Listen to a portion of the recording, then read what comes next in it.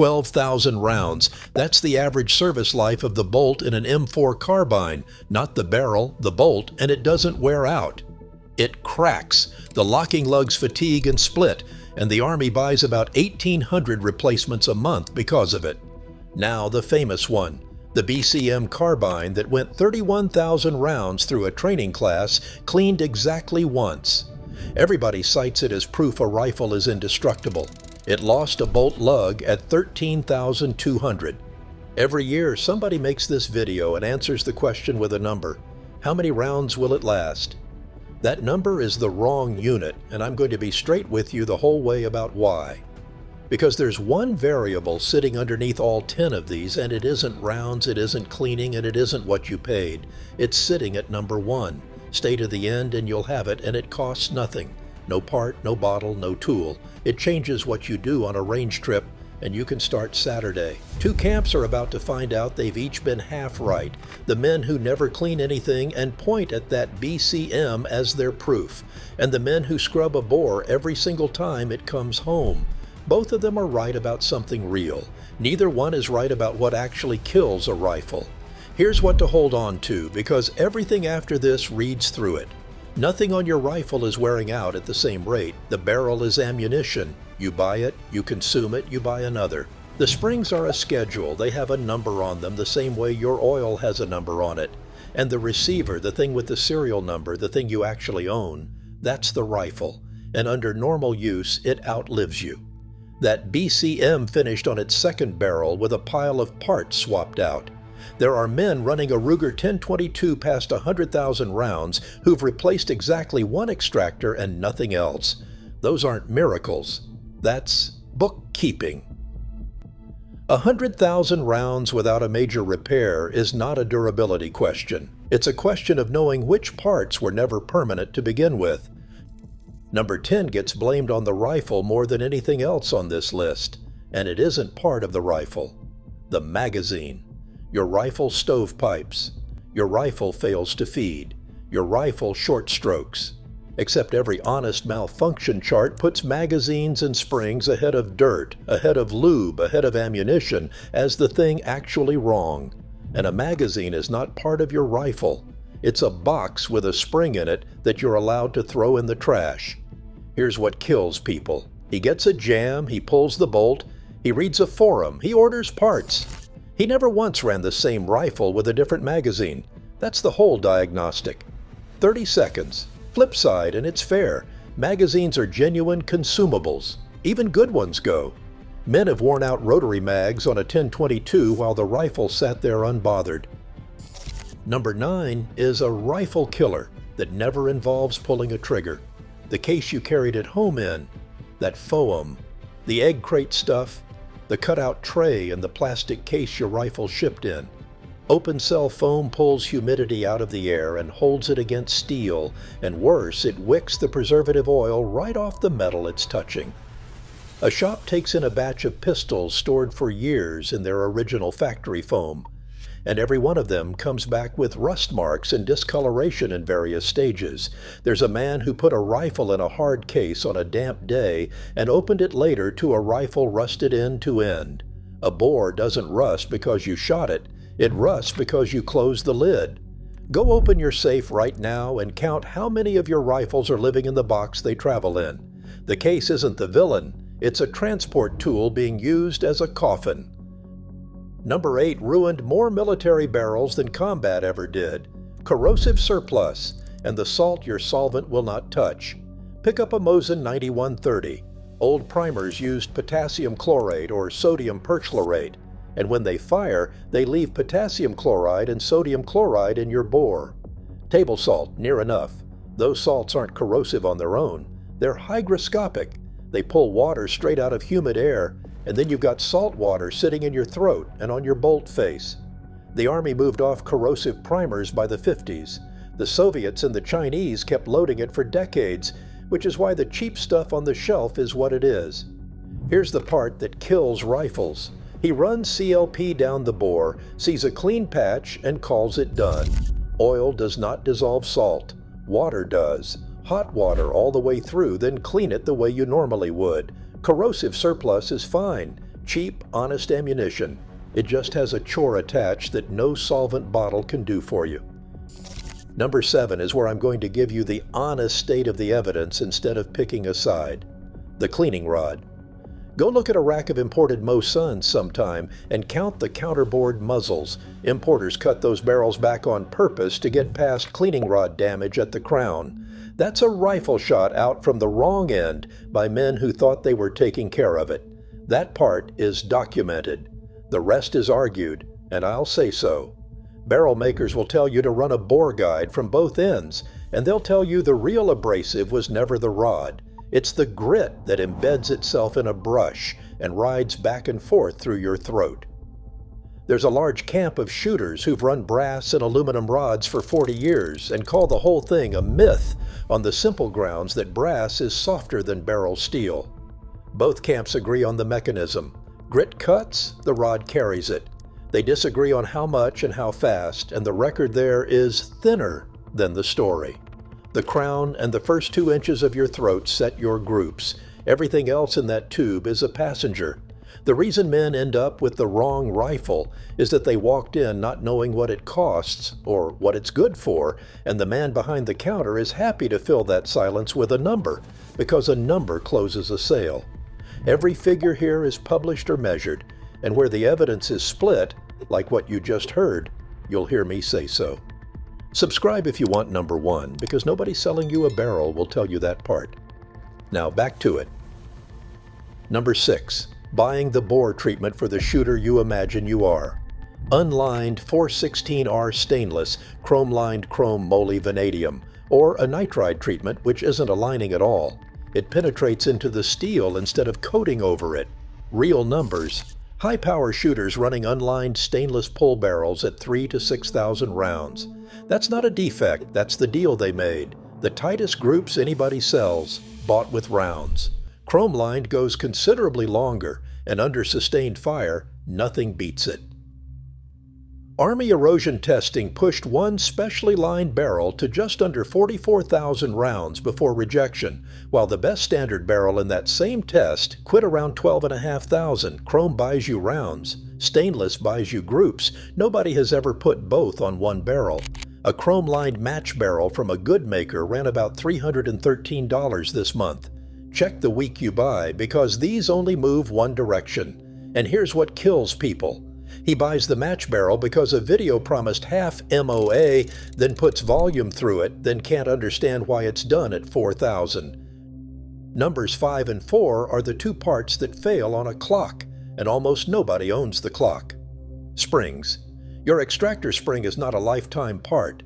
It comes out as an assembly, spring, buffer, and the little O-ring together, and the number on it is 3,000 to 5,000 rounds. Your carbine buffer spring is around 5,000 for most men.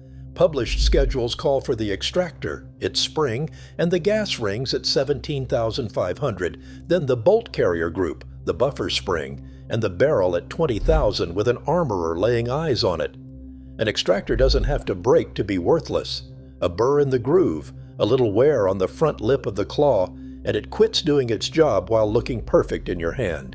A spring you replaced on schedule is a grocery list. A spring you replaced after it failed is a repair. Same spring. Number 4. Your bolt is a fatigue part. Back to that first figure, about 12,000 rounds on an M4 bolt, and the failure isn't wear, it's cracked locking lugs from cyclic loading, the same way a paper clip breaks when you bend it enough times. It's one of the largest replacement part line items the Army carries, roughly $1,800 a month. Then that BCM on a range in a training class drops a lug at $13,200. 2 entirely separate sources, one a government program office and one a bunch of students, landing within about 1,000 rounds of each other. 12,000. The one part you assumed was forever is the part sitting on a fatigue curve. Subscribe if you'd rather learn that here than on the second morning of a hunt. Number 3 is where men who did everything else right lose a rifle in an afternoon. Never gauging headspace. He watches something that says AR barrels are plug and play, swaps a barrel or a bolt on the kitchen table, and never puts a gauge on it. Go and no-go sets run about $60 to $80. One time, forever. Those same maintenance schedules put an armorer inspection right beside the 20,000 round barrel change for exactly this reason. Quality parts usually pass. Usually is not a word you want standing between your face and a pressure event. Number 2 is the sentence that makes this whole thing make sense. Your barrel was never part of your rifle. Look at where it sits in those tables, right next to the buffer spring and the gas rings at 20,000 rounds. Somebody wrote the barrel into a parts schedule in the same column as a spring, because that is what it is. That BCM finished its life on barrel number 2. The men running 1022s past 100,000 rounds shot the first one out, screwed on another, and kept going, and not one of them calls that a repair. The barrel is not part of the rifle. The barrel is the last piece of ammunition. Which brings us to number 1, and the only thing on this entire list you control for free. It isn't rounds, it's heat. Throat erosion is 3 things happening at once in the first 2 or 3 inches of rifling. Superheated gas melting microscopic layers off the steel. Combustion byproducts chemically attacking what's left. Propellant particles and jacket material sandblasting the surface while your bullet gets moving. All 3 scale with one thing: how much powder you burned against how many square inches of bore you burned it in. And here's what nobody says out loud: the hotter that steel already is when the next round goes off, the more of your throat vaporizes. Not the same amount. More. So cadence beats round count. 2 identical rifles at 5,000 rounds can be in completely different shape, depending on whether one man fired 3 and let it cool while the other dumped 30. You want the number that proves it. Same steel, same jacketed bullets, same machining. A 308 runs 5 to 8,000 rounds. A 243 or a 6mm Creedmoor can be finished under 1,500, and one respected voice put the 243 at maybe 1,200 with heavy bullets. Same steel, 5 times the life. Nothing changed but powder burned per square inch of bore. There are documented cases of men buying beautiful 243s secondhand and finding the throats heat-checked like alligator skin, because the previous owner spent his range trips seeing how fast he could work the action. You didn't shoot it out. You cooked it. Round count is the receipt. Heat is the bill. Subscribe if that one earned it. Which is why both camps have been half right the whole time. The men who never clean are right that carbon isn't what kills a rifle. The people who cut barrels for a living will tell you aggressive rod work wears the crown, the throat, and the edges of your rifling. And a man loses a load he shot for 15 years and blames the powder when what actually moved was the throat. The men who clean religiously are right too. Salt and moisture destroy steel, and a bore holding chloride will pit while it sits in the dark. Each of them is right about a failure mode that isn't the other man's. Now the part some of you won't want. The rifle most of you love best, the walnut stock sporter, the pre-64 Model 70, the 700 BDL, the .06 your father carried, is the worst rifle on earth for high round counts, not because it's badly built, because of what it was built for. Hunting barrels are pencil thin so you can carry them up a mountain, which means they heat fast and change dimension while they do it. Take one to a prairie dog town and you'll finish it quicker than any range gun you own. That rifle will outlive you. It just won't survive a Saturday of somebody proving something. Subscribe if you want the videos where the rifle you love gets held to the same standard as the one you don't. A few things before the answer, because some of you are already typing. Somebody's going to say that BCM proves you never have to clean anything. It proves carbon won't stop a well-lubricated rifle. It also dropped a bolt lug and finished on a second barrel. Both facts came off the same gun. Somebody's going to say chrome lining hurts accuracy. Historically it did, and the trade is real. Ask which one you'd rather run out of first, groups or rounds. Somebody's going to bring up a can. Different axis. A suppressor adds back pressure and heat. It will not slow your throat down. And somebody's going to say his grandfather's rifle has never been apart in 60 years, and it's fine. He's right. And he just made this argument better than I did. Low round count, low cadence, low heat. Here's the one thing that isn't on this list at all. The round count itself. At 500 rounds a year, which is a heavy year for most men who hunt, 100,000 rounds is 200 years. You are never getting there with a centerfire. The rifles that genuinely reach 6 figures on one barrel are rim fires, and they do it because a .22 barely warms the steel.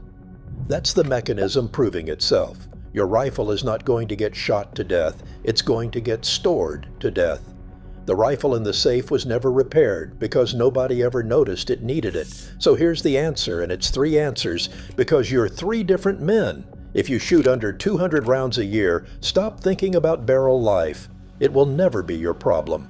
Buy a bore guide and something to pull moisture out of your safe, and never store that rifle in the case it rides in. Yours dies of humidity, or it doesn't die at all. If you're putting 1,000 to 3,000 rounds a year through a semi-auto, here's the smart buy, and it isn't the exciting one.